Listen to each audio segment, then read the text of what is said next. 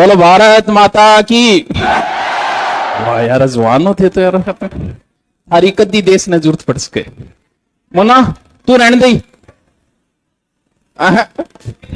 अगर तुमने देख भी लियो पाकिस्तान आ रहा नहीं तो अगर मांगो अटैक को प्लान नहीं है तो भी होएगो। हाँ रात को ऑपरेशन सिंदूर किया, पाकिस्तान के 9 ठिकानों को उड़ाया गया। वो पंजाब वाले भी थे, प्रॉपर पाकिस्तान में 9 के 9 स्थान।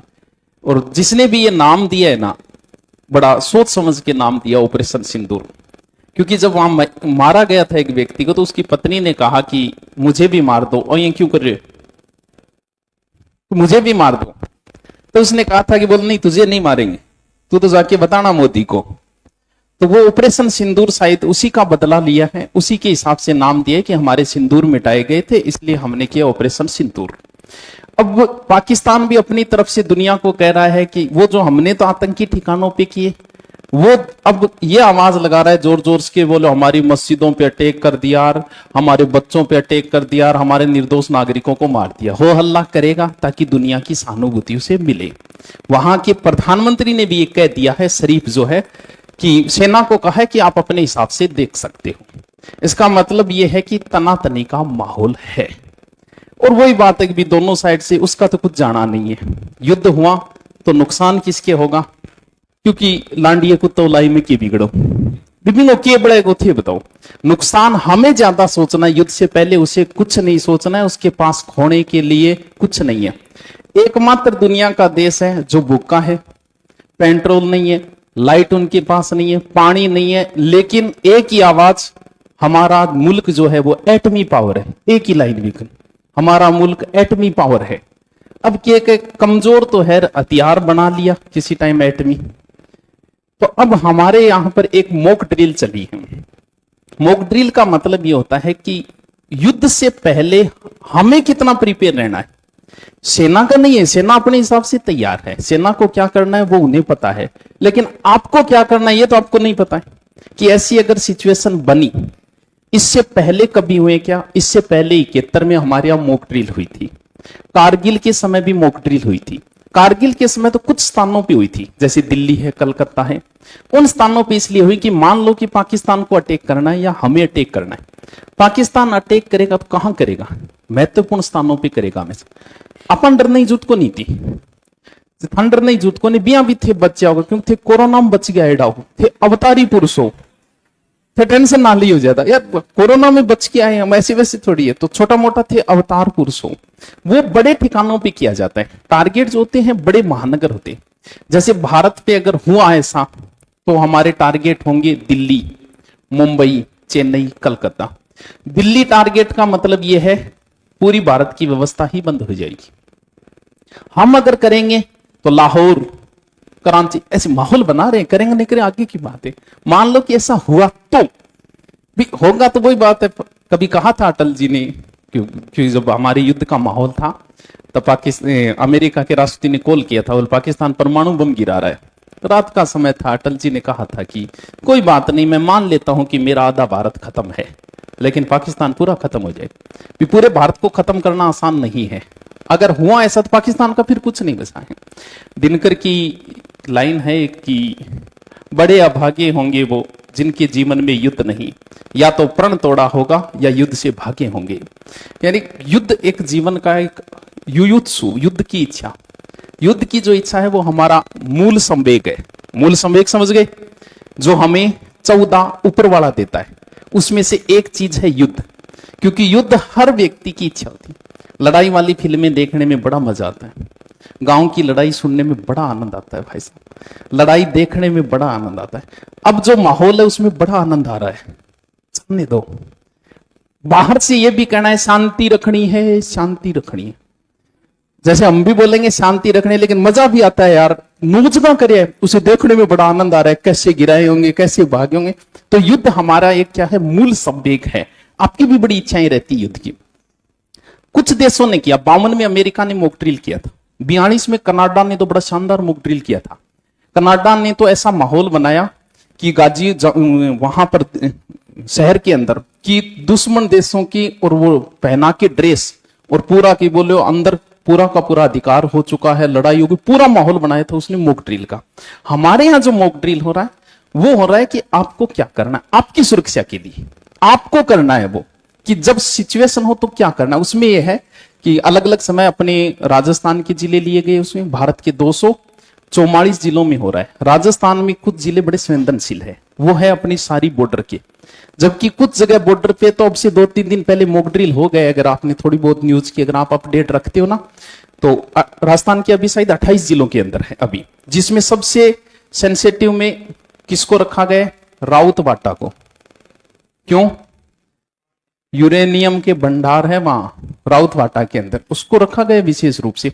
बॉर्डर वाले सारे हैं, क्योंकि हमारी ज्यादा दूरी नहीं है। मान लो कि ऐसा युद्ध हुआ तो आपने कितनी दूरी, 250 किलोमीटर है, आपने छोटी सी मिसाइल काम काट जाएगी। हमें तो रहना है, बॉर्डर वालों को ज्यादा तैयार रहना है। बाकी बता दियो, आप नहीं मरोगे, बता दी आप बच जाओगे। जैसे ही युद्ध समाप्त होंगे, थोड़ी बहुत माहौल ठंडा होगा, तो हम सिंदूर नाम का एक बेंच भी लॉन्च करेंगे, एक सिंदूर नाम की किताब भी लॉन्च कर, समझ गया? ठीक है। इसमें क्या होगा, सायरन बजाया जाता है। दुंदुबी वाद्य यंत्र होता था, पहले युद्ध के समय बजता था, एक बांकियो सो तो लंबो, आगे खड़े हो गिर बजाया करता है। यानी वाद्य यंत्र का मतलब यह है कि सूचना देना है कि युद्ध शुरू हो गया। तो हमारे यहां कैसी सूचना दी जाएगी भी, सायरन के द्वारा। हेलो थोड़ी मारेगा चट के ऊपर, सायरन के द्वारा। सायरन बजने का मतलब, अब सायरन यहां कोई सेना का सायरन तो है नहीं भाई। जैसे तारानगर में मान लो बजाओ, लगभग 8 बजे का समय रखा गया, 8 से 2 मिनट पहले बजेगा, इसे अलग अलग जगह समय रखा गया। तो मान लो कि यहां बजा तो भी सेना वाला तो यहां है नहीं, तो सायरन का मतलब एम्बुलेंस का भी हो सकता है, वो पुलिस का सायरन भी हो सकता है, मस्जिद से भी बज सकता है, मंदिर से भी बज सकता है, कहीं से भी बज सकता है वो। जब वो सायरन बजे तो इसका मतलब युद्ध छिड़ चुका है। यानी अब मान लो कि आपको रात का अटैक हुआ, पाकिस्तान पे अटैक हुआ, तो वो भी तो कर सको, और उस समय सायरन बजे तो थे। अगर आपको नहीं बताया गया तो आप सोचो सायरन क्या होगा, बचे लाइट लूट जगा के ऊपर आगे देखने लग जाओगा, तो मरने का लक्षण है सीधा, हमें तो बचना है उस समय। तो सायरन का मतलब आगे कभी भी ऐसी सिचुएशन हो सकती है, 10 दिन 15 दिन महीने की, ऐसा बड़ा वार छिड़ जाए हो सकती है। उसके लिए प्रिपेयर किया कि ये जो सायरन है इसका मतलब ये है कि युद्ध छिड़ चुका है। तो सायरन बजते ही सबसे पहले क्या करना है, पहले तो घबराना नहीं। हाँ, सब सायरन बजने का मतलब यह कि युद्ध छिड़ गया। अब युद्ध के समय आप क्या करोगे भाई, भूकंप के समय तो बाहर भागोगे कभी जल्दी से जल्दी। अब ये तो युद्ध है, युद्ध में हथियार फेंके जाते हैं। जो परमाणु बम गिरा था ना जापान के ऊपर, हिरोशिमा नागासाकी, वो तो बच्चे हैं, आज के परमाणु बमों के आगे बच्चे हैं वो। आज अकेला अमेरिका इस दुनिया को 50 बार खत्म कर सकता है, 50 बार, इतने घातक हथियार हैं। और परमाणु बम जब डाला जाता है ना, उस क्षेत्र का टेम्परेचर 5000 डिग्री सेंटीग्रेड हो जाता है। परमाणु बम कोई डोक को नहीं है, पूरा बड़े हवाई जहाज के अंदर पूरा ट्रक जितना बड़ो है वो, और उसे लाके ऊपर से छोड़ा जाता है। जहां गिरेगा उस क्षेत्र का टेम्परेचर बढ़ता है। यानी हम लोग मरेंगे नहीं, हमारा बाप बने जाएगी। 5000 डिग्री सेंटीग्रेड, दीवारें भी नहीं बचती है, दीवारें कुछ नहीं, भाप बन जाएगा। यानी सबसे मजबूत धातु स्टील भी पिघल जाता है, इतना टेम्परेचर होता है उसका। तो वो गिरा तो कोई बात ही नहीं, कहानी खत्म, भाप बन जाएंगे हमारे, कोई बात नहीं। उससे वो तो बच्चे थे आज के परमाणु बमों के आगे, कुछ थे ही नहीं वो, पता थी। आज के तो बहुत घातक हथियार बने हुए हैं आज के तो। अब सायरन बजने का मतलब आपको अलर्ट किया गया है। अलर्ट के समय सबसे पहले तो लाइटें बुझानी है। लाइटों का ही महत्वपूर्ण रोल होता है, क्योंकि नाइट में जो भी युद्ध होंगे तो मिसाइलों से ये तो पता ही नहीं चलेगा कि कहां डालना है भाई। सूखी जगह खेत में डालने का क्या मतलब हुआ, इसका मतलब कहीं लाइट जग रही है। प्राचीन समय में भी यही होता था, जब हमारे यहाँ विदेशी आक्रमणकारी आते थे ना, तो लोग अंधेरा रखते थे हमेशा, किसी प्रकार की लाइट नहीं जगे। उस समय तो बिया भी व्यवस्था को नहीं इतनी, उसका मतलब इधर कोई शहर है और वो उस ओर मुड़ जाते थे। तो अब लाइट का मतलब ये कि यहाँ कोई शहर है, यहां डाल दो। तो सबसे पहला काम अपना यही है कि सबसे पहले लाइट है। सरकार भी बुझा सकती है लाइट, लेकिन उन्होंने कहा है कि तुम बुझाओ। क्यों? क्योंकि आजकल इन्वर्टर लगा रखे है सबने, इसलिए कहा है कि तुम बुझाओ भाई। काम ये हम भी कर सकते हैं, सरकार को क्या 1 मिनट का काम है, पूरे भारत की लाइट काटते हैं सरकार 1 मिनट के अंदर, लेकिन वो कह रही है तुम करो ये काम। पहला काम लाइट बुझाना। दूसरा काम है आप अपने सुरक्षित स्थान को तलाशो। अब घर के अंदर हमारे यहाँ युद्ध नहीं होते, हमें पता ही नहीं कि सुरक्षित स्थान भी बनाने। इजराइल जैसे देशों में तो अंदर अंडरग्राउंड बनाए जाते हैं, बैंकर बनाए जाते हैं।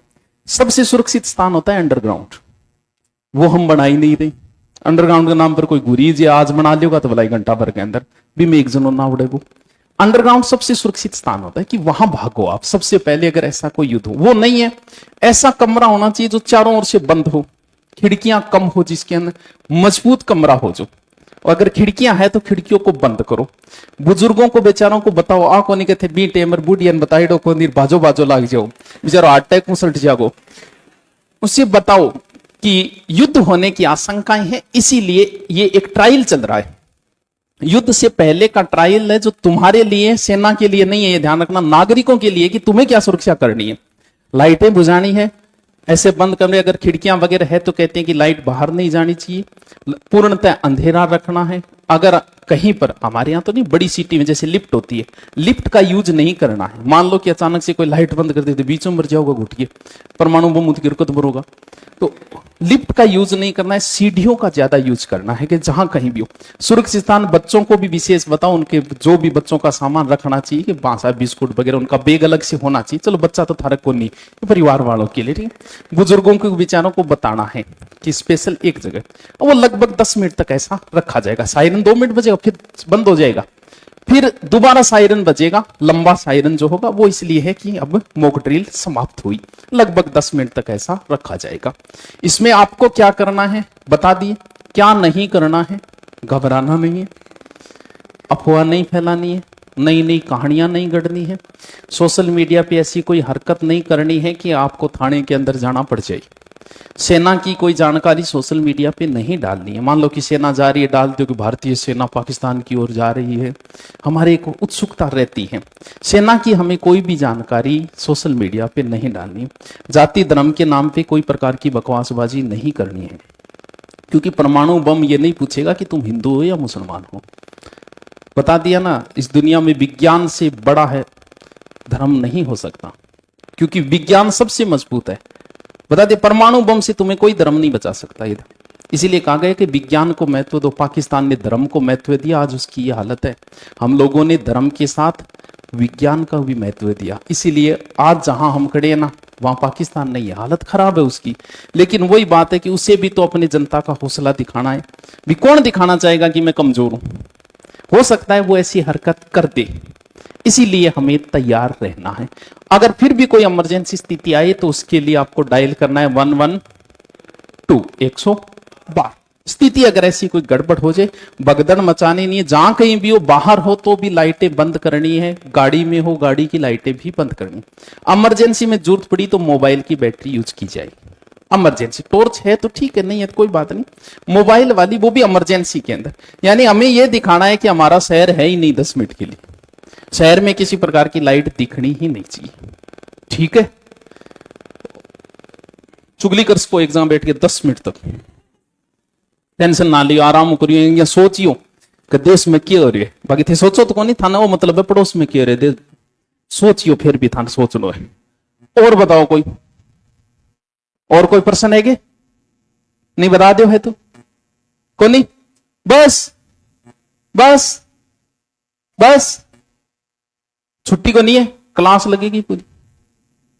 मॉक ड्रिल है ये जो शाम को है, यहां का चूरू जिले में भी है, कलेक्टर का आदेश है, एसपी का आदेश है, स्कूल में बच्चों को बताया जाए। तो मार तो थे टाबरा, मैं तो एकदम गुजरिया पर मैडम थे ही बताती है वो, क्योंकि एकदम छोटा छोटा टावर है, क्योंकि हमें प्रशिक्षण ही नहीं दिया जाता। अभी पीछे आग लगी थी ना, उसमें यह कहा कि आग का प्रशिक्षण नहीं दिया गया।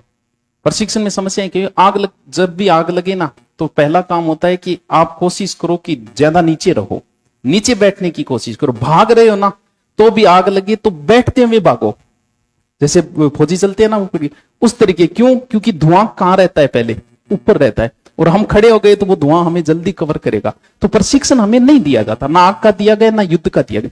तो ये एक माहौल तैयार किया गया, युद्ध जैसा माहौल है, जिसमें आपको क्या करना है ये काम बस। यानी प्राथमिक काम है अंधेरा। और स्पेशल बीड़ी पीने वालों को तो स्पेशल कहा गया कि भाई साहब 10 मिनट आप कंट्रोल कर लेना, लाइट मत जगाना, बस बीड़ी 10 मिनट बाद पी लेना, 10 मिनट पहले पी लेना। हाँ, बीड़ी वाला लाइटर भी नहीं जगाना है, क्योंकि बीड़ी पीना रहा हूं, रुकी से को नहीं, थोड़ी समस्या, बाकी तो चलो रोक ले। तो क्लास लगेगी इसके बाद में, और फिर मॉक ड्रिल के बाद मिलते हैं कल। युद्ध की आशंकाएं रहेगी, मुझे भी थोड़ी सा काम है क्योंकि मुझे जाना है फौजियों को वीररस की कविता सुना के आनी है, मेरा भी तो काम है, मेरी भी तो जिम्मेवारी है। हाँ, तो उनका हौसला अफजाई करनी है। तो क्लास